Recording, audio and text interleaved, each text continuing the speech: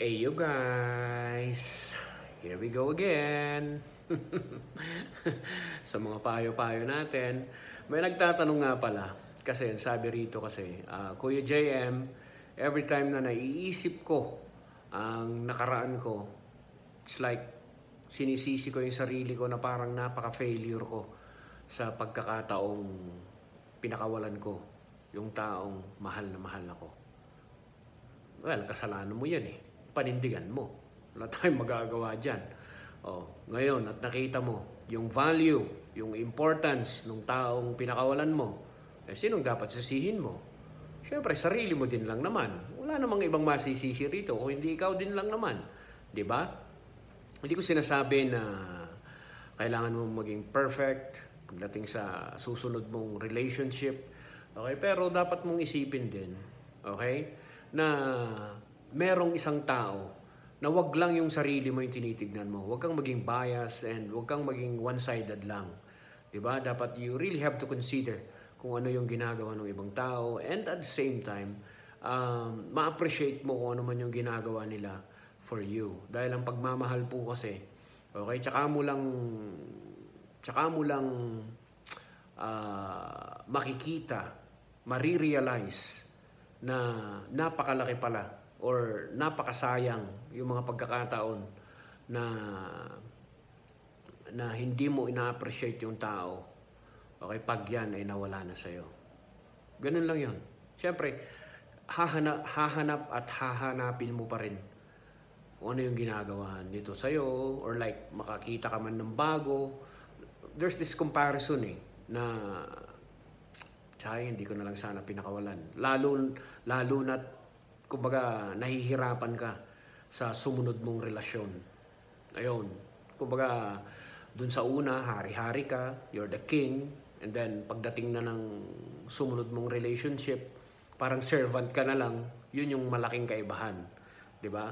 So, ang sa akin lang, wala naman na tayong dapat pang sisihin dito, hindi sarili mo din lang naman. And of course, pagdating sa mga bagay kasi na ganito, tsaka lang natin nakikita, na feel at tsaka nare-realize yung importance ng ibang tao pag yan ay nawala na sa atin.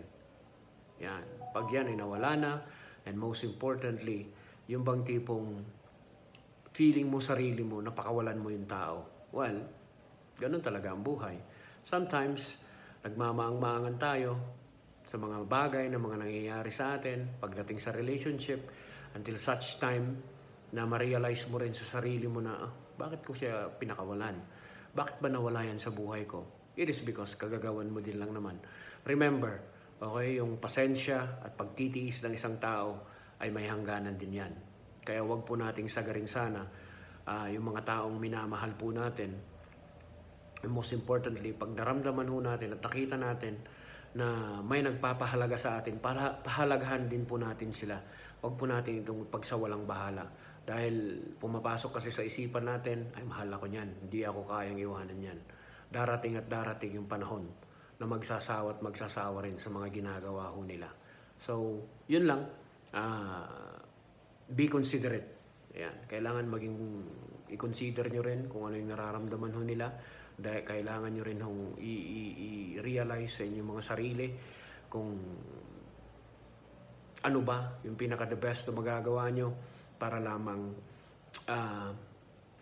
makita rin din nyo yung importance o di kaya yung halaga ng taong nagbibigay sa inyo ng halaga.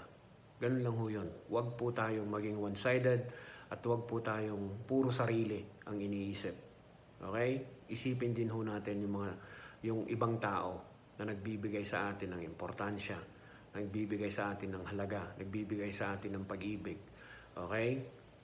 Although, alam ko na nagsisisi ka ngayon dahil nga nakita mo na yung sobrang panghihinayang dahil nga napakawalan mo yung taong supposedly